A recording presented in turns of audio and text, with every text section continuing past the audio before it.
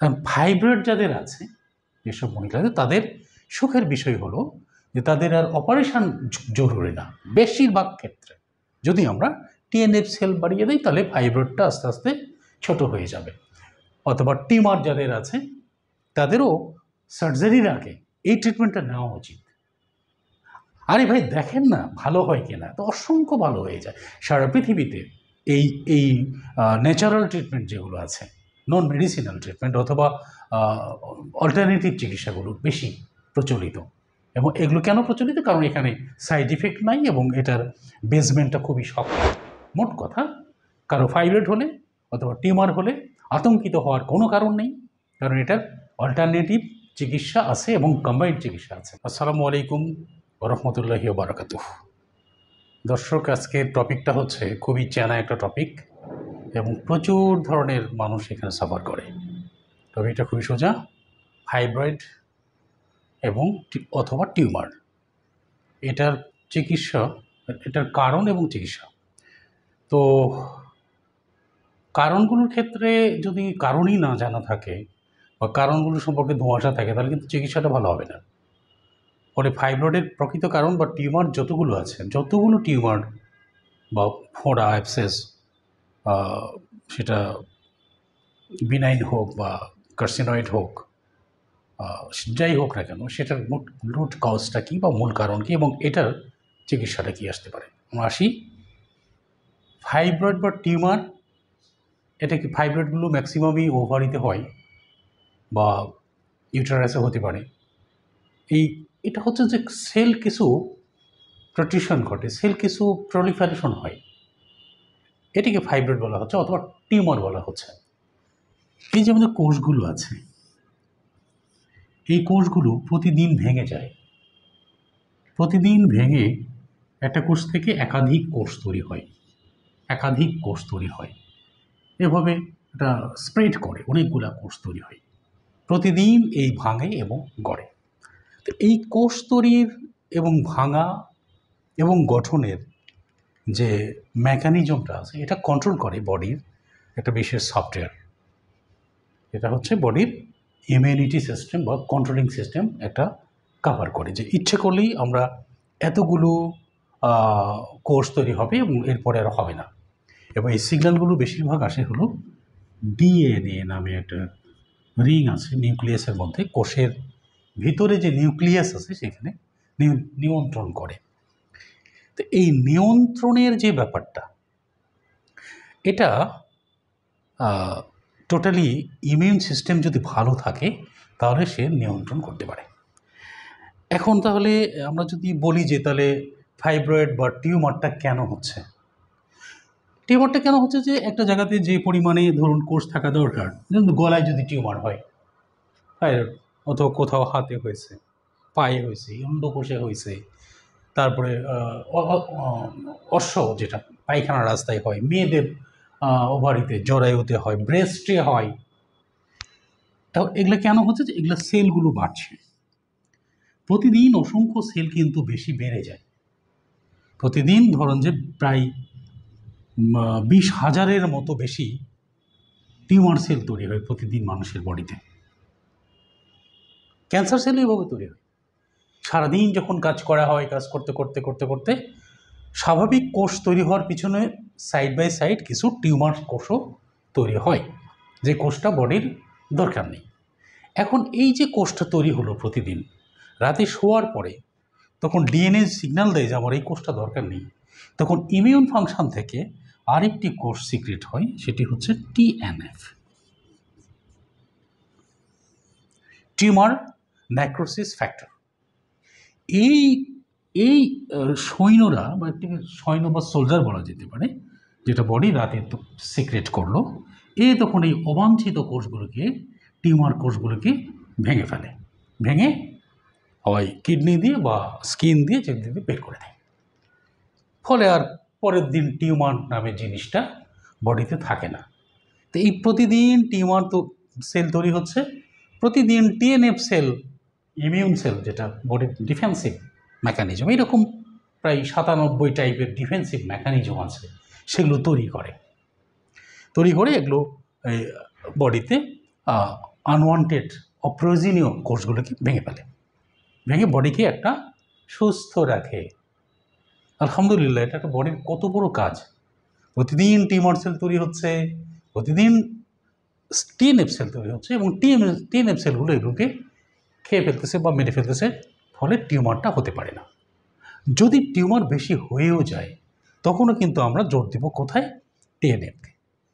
এখন আমাদের দেশে যে টিউমারের বা ফাইব্রয়েডের চিকিৎসাটা হয়, যদি আমরা অ্যালোপ্যাথিক মেথডে করি তাহলে কিন্তু যদি জরায়ুতে টিউমার হয়ে থাকে তাহলে জরায়ুটা ফেলে দেয়, বা ওভারিতে হলে ওভারি কেটে ফেলে, হাতে হলে হাতটা কেটে ফেলে, টিউমারটা কেটে ফেলে। এখন ধরুন এখানে টিউমার হয়েছে, বা গলায় টিউমার হয়েছে, বা মাথায় টিউমার হয়েছে, আমরা টিউমার কেটে ফেললাম, বা ব্রেস্টে হয়েছে, ব্রেস্ট কেটে ফেলে ভাবলাম হ্যাঁ ভালো হয়ে গেছে। ঘটনা কি তাই? ঘটনা তো তাই নয়। ঘটনা হচ্ছে এই যে টিউমার সেলগুলো তখন কিন্তু তৈরি হতে থাকে, কারণ টিএনএফ সেল তার বডিতে কম। আবার হয় কিছুদিন পর ওই জায়গাতে হোক অথবা অন্য জায়গায় আবার টিউমার দেখা দেয়। ফলে দেখবেন যাদের টিউমারটা ক্যান্সার হয়ে গেছে বা টিউমার কেটে ফেলেছে, অন্য জায়গায় আবার দেখা দিচ্ছে। কেন দেখা দিচ্ছে? কারণ হলো মূল কারণে চিকিৎসাটা হয় না। এখন যদি মূল কারণটা কী, তাহলে দাঁড়ালো একেবারে খুব স্বচ্ছ ব্যাপার যে আমাদের বডিতে প্রতিদিন প্রায় 20,000-এর মতো এটা কম বেশি হতে পারে আমাদের টিউমার সেল তৈরি হয়, এবং বডি সেটাকে নষ্ট করার জন্য টিএনএফ সেল বা ইমিউন সেল তৈরি করে, এবং সেটা দিয়ে সেটাকে ভেঙে ফেলে। প্রতিদিনের কাজ। এখন টিএনএফ সেল যদি কোনো বডিতে কম হয় টিউমার সেল থেকে, তাহলেই কিন্তু টিউমার সেলগুলো আস্তে আস্তে, ধরুন টিউমার সেল তৈরি হয়েছে 20,000, কিন্তু টিএনএফ সেল তৈরি হয়েছে হলো 19,000, তাহলে কী হবে? 1,000 করে জমবে, বা 19,500, বা 100 কম, তাহলে ওগুলো মারতে পারলো, বাকিটা 100টা জমা হলো, 100টা মারতে পারলো না, জমা হতে হতে হতে একসময় সে টিউমার আকারে একটা রূপান্তরিত হয়, ফলে আমরা টিউমারটা দেখতে পাই। তো যত বেশি টিএনএফ সেল কমবে তার বডিতে, তত বেশি টিউমার বড় হবে। তাহলে এই টিউমার এবং টিএনএফ সেলের যে খেলাটা আমাদের বডিতে, তাহলে এটা একটা রিভার্সেবল, একটা বাড়লে আরেকটা কমবে। এটা একটা কী বলা যেতে পারে, মানে একটা বাড়ছে, যদি টিএনএফ সেল বাড়ে তাহলে টিউমার সেল কমবে, আর যদি টিউমার সেল বাড়ে টিএনএফ সেল কমবে, আর দুটো যদি ব্যালেন্স থাকে তাহলে টিউমারও হবে না, সুস্থ বডি। এখন এই ব্যালেন্স করার জন্য যে আমাদের বডিতে যেন টিএনএফ সেলগুলো প্রতিদিন ব্যালেন্স, যে পরিমাণ টিউমার সেল হচ্ছে সেই পরিমাণ তৈরি করে যেন এবং সুস্থ থাকি, তাহলে আমাদের টিএনএফ সেলের ইমিউন ভার্সনে যেতে হবে এবং বডির বেসমেন্ট ট্রিটমেন্টে আসতে হবে। বেসমেন্ট ট্রিটমেন্টের ভিডিও আছে, আপনি দেখিয়ে নিন। বেসমেন্ট ট্রিটমেন্টটা হচ্ছে যে এই যে বডির যে কম্পোজিশনাল ট্রিটমেন্ট, সেটা বডিতে কী পরিমাণে ভিটামিন আছে, কী পরিমাণে মিনারেল আছে, কী পরিমাণে ফ্যাট আছে, কী পরিমাণে হরমোন আছে, কি এনজাইম আছে, লাইফস্টাইল কীরকম, স্লিপিং প্যাটার্ন কীরকম, সব কিছু বিচার করলে ইমিউন মানে টিএনএফ সেলটা বুস্ট করা সম্ভব। তো এই আসপেক্টে সবচেয়ে ভালো চিকিৎসা হচ্ছে নিউট্রিশনস বা ফুড বা ডায়েট ডিসিপ্লিন। কারণ এই নিউট্রিশনাল ভ্যালু কমে গেলেই কিন্তু কোষের মধ্যে ইমিউনিটি কমে যায়, বেসমেন্ট কমে যায়, এবং টিএনএফ সেল প্রলিফারেশন বা তৈরি হওয়া কমে যায়, ফলে টিউমার সেল বেড়ে যায়। কারণ ফাইব্রয়েড যাদের আছে, যেসব মহিলাদের, তাদের সুখের বিষয় হলো যে তাদের আর অপারেশন জরুরি না। বেশিরভাগ ক্ষেত্রে যদি আমরা টিএনএফ সেল বাড়িয়ে দিই তাহলে ফাইব্রয়েডটা আস্তে আস্তে ছোট হয়ে যাবে। অথবা টিউমার যাদের আছে তাদেরও সার্জারির আগে এই ট্রিটমেন্টটা নেওয়া উচিত। আরে ভাই দেখেন না ভালো হয় কিনা, তো অসংখ্য ভালো হয়ে যায়।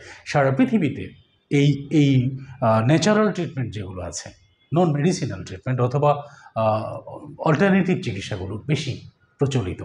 এবং এগুলো কেন প্রচলিত? কারণ এখানে সাইড ইফেক্ট নাই এবং এটার বেসমেন্টটা খুবই শক্ত, কিউরেটিভ বেসমেন্ট। আপনার কেটে ফেলতে হলো না, আপনি ওভারিটা বেঁচে গেল। আপনার যদি মাথায় হয় মানে মৃত্যু ঝুঁকিটা কমে গেল, কারণ এই টিউমার যদি বেশি দিন থাকে এটা বিনাইন থেকে তখন কার্সিনেট হয়ে পড়ে, মানে ক্যান্সারের দিকে চলে যায়। সেখানেও আরেকটা সেল আছে, ন্যাচারাল কিলার সেল আছে, আমি আরেকদিন কথা বলবো এটা নিয়ে। তাহলে আমাদের টিউমার বা ফাইব্রয়েড যাদের সমস্যা আছে তাদের বডির টিএনএফ সেল বাড়ানো বা ইমিউন সেল বাড়ানো, যেটা নিউট্রিশনস, ডায়েট, ডিসিপ্লিন এবং হোমিওপ্যাথি থেকে নেওয়া হয়, সেটা দিলে একটা বডির ইমিউন বুস্টিং বেসমেন্ট যখন হয়ে যাবে 100%, তখন অটোমেটিক্যালি টিউমার ভ্যানিশ হয়ে যাবে। দেখেন না হোমিওপ্যাথিতে আসিল ভ্যানিশ হয়ে যায়, আসিলও তো একটা টিউমার, ছোট ছোট টিউমার। এর কারণ হলো এটা। তো ওখানে শুধু হোমিওপ্যাথি না, এটা কম্বাইন্ড ট্রিটমেন্ট। টিএনএফ সেলের জন্য আলাদা কিছু স্পোর্টস এবং সাপ্লিমেন্ট আছে, উন্নত বিশ্বে এটা ব্যবহার করা হয়, তো সেগুলো দিলে এটা ক্লিয়ার। মোট কথা, কারো ফাইব্রয়েড হলে অথবা টিউমার হলে আতঙ্কিত হওয়ার কোনো কারণ নেই, কারণ এটার অল্টারনেটিভ চিকিৎসা আছে এবং কম্বাইন্ড চিকিৎসা আছে, যেটা দিয়ে এটা ফুল কিওর করা সম্ভব হয়। আপনারা টেস্ট করে দেখতে পারেন, কারণ এটা পার্শ্ব প্রতিক্রিয়া নেই। সবাই ভালো থাকুন, সুস্থ থাকুন। আসসালামু আলাইকুম রহমতুল্লাহ।